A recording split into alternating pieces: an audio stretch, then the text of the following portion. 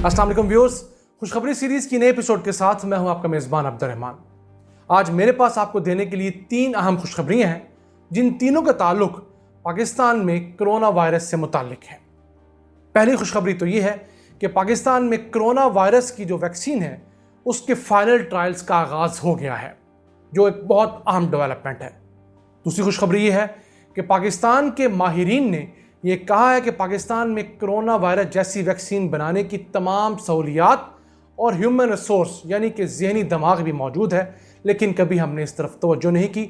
अगर हम ज़रा सी तवज्जो करें तो आइंदा भी हम पाकिस्तान के अंदर मुख्तलिफ बीमारियों की वैक्सीन बना सकते हैं। और तीसरी खुशखबरी ये है कि पाकिस्तान के अंदर एक स्टडी हुई है जिससे ये पता चला है कि पाकिस्तान की मेजॉरिटी आबादी की अक्सरियत जो है वो कोरोना वायरस के ख़िलाफ़ इन्होंने क़ुव्वत मुदाफ़त पैदा कर ली है, जो कि अल्लाह की एक खुदादाद सलाहियत है। इस वजह से पाकिस्तान में इंशाअल्लाह दोबारा कोरोना वायरस का अटैक नहीं होगा। तो अब हम आते हैं अपनी पहली खुशखबरी की तरफ। तो चाइना की एक बड़ी कंपनी ने कोरोना वायरस की वैक्सीन बनाई थी, उसके फ़ेज़ 3 के ट्रायल जो हैं उनका आगाज़ पाकिस्तान में बाकायदा तौर पर हो गया है। फ़ेज़ 3 के ट्रायल जो होते हैं वो आखिरी लेवल के ट्रायल कंसिडर होते हैं, जिसमें एक बहुत बड़ी आबादी के ऊपर उस वैक्सीन को ट्राई करके देखा जाता है कि इसके असरात क्या हैं। तो इस सूरत में 30,000 अफराद पर इसका ट्राई किया जाएगा, जिनमें से 8 से 10,000 पाकिस्तानी होंगे, जबकि कुछ यूएई के होंगे, कुछ बाकी ममालिक के अफराद होंगे। ये 3 महीने का प्रोसेस है। ये नेशनल इंस्टीट्यूट ऑफ हेल्थ के तहत इन अफराद के ऊपर जो ट्रायल किया जाएगा उसको बाकायदा मॉनिटर किया जाएगा, उसके बाद इनको कंपाइल किया जाएगा और एक उम्मीद करते हैं कि 6 माह बाद कोरोना वायरस की ये वैक्सीन दस्तयाब होगी और इसकी कीमत तकरीबन 8 से 8,500 रुपये लगाई जाएगी। अब उसके ऊपर हुकूमत ये चाह रही है कि इसकी जो कीमत है, अव्वल तो पाकिस्तान की एक बड़ी मेजॉरिटी चूँकि इसके खिलाफ क़ुव्वत मुदाफ़त बना चुकी है, उनको इस वैक्सीन की ज़रूरत नहीं होगी। हमारे वो 4 से 5% लोग जो 60 साल से ज़ायद उम्र के हैं या मुख्तलिफ बीमारियों में बेचारे घिरे हुए हैं, उन लोगों के लिए हुकूमत इस वैक्सीन को सब्सिडाइज़ करेगी या उनको मुफ्त फराहम करेगी। ये पाकिस्तान के लिए बहुत अहम डेवलपमेंट है। इस वैक्सीन के पाकिस्तान में ट्रायल का एक फ़ायदा ये भी होगा कि इससे पाकिस्तान में ना सिर्फ टेक्नोलॉजी ट्रांसफ़र होगी बल्कि एक्सपर्टीज़ ट्रांसफ़र होगी। हमारे साइंटिस्ट, हमारे माइक्रोबायोलॉजिस्ट, हमारे मुख्तलिफ डॉक्टर्स इस चीज़ में काया हो जाएंगे, इस चीज़ में एक्सपर्ट हो जाएंगे, ताकि दोबारा हम इस तरह की वैक्सीन खुद बना सकें। अब हम आते हैं अपनी दूसरी खुशखबरी की तरफ, जो कि एक आर्टिकल है जो कि एक्सप्रेस ट्रिब्यून में छपा है पाकिस्तानी डॉक्टर्स और माहिरीन का, जिनके मुताबिक पाकिस्तान में तमाम टेक्नोलॉजी और अफराद मौजूद हैं जो कि वैक्सीन पाकिस्तान में बना सकते हैं। नेशनल इंस्टीट्यूट ऑफ हेल्थ जो इस्लामाबाद है वो इस काबिल है कि यहाँ पर वैक्सीन डेवलप की जा सके। सिर्फ हमारे यहाँ विल नहीं थी, किसी ने कोशिश नहीं की। अगर कोशिश की जाए तो पाकिस्तान नेक्स्ट टाइम दुनिया भर में वैक्सीन बनाने के अमल का एक बड़ा हिस्सा बन सकता है। ये एक बहुत अच्छी खबर है। हुकूमत को इस जानिब सोचना चाहिए कि उसका एक इदारा इस काबिल है कि वो वैक्सीन बनाने की दौड़ में हिस्सा ले सकता है, तो उसको मज़ीद इक्विप किया जाए ताकि फ्यूचर में आने वाली किसी भी पेंडेमिक की सूरत में हम अपना हिस्सा बढ़ चढ़ कर डाल सकें।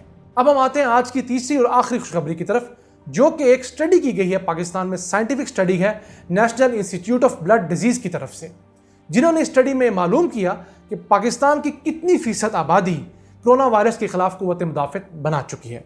तो उन्होंने ये फाइंड किया बाकायदा स्टडीज़ से कि कराची के अंदर जब इस चीज़ को देखा गया तो 36% अफराद के अंदर कोरोना वायरस के ख़िलाफ़ मुदाफ़त अल्लाह ताला ने डेवलप कर दी है।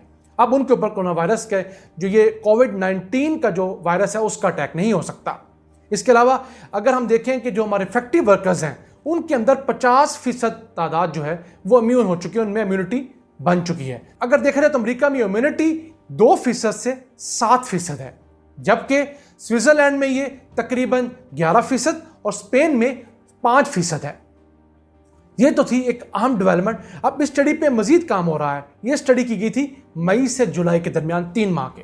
उसके बाद देखा गया कि मुसलसल पाकिस्तान में जो कोरोना वायरस के केसेस आने की तादाद है वो 400 से 500 के दरमियान है, जबकि हमारे हमसाया मुल्क इंडिया के अंदर ये तादाद 90,000 से 1 लाख तक टच करती है रोज़ाना। जबकि इसराइल जैसा डेवलप मुल्क, जिसको कुछ लोग बड़े ख्वाब समझते हैं, कहते हैं पाकिस्तान को उसके साथ कोलैबोरेट कर लें, उसके अंदर भी रोज़ाना तकरीबन 3,500 कोरोना वायरस के नए केसेस आ रहे हैं।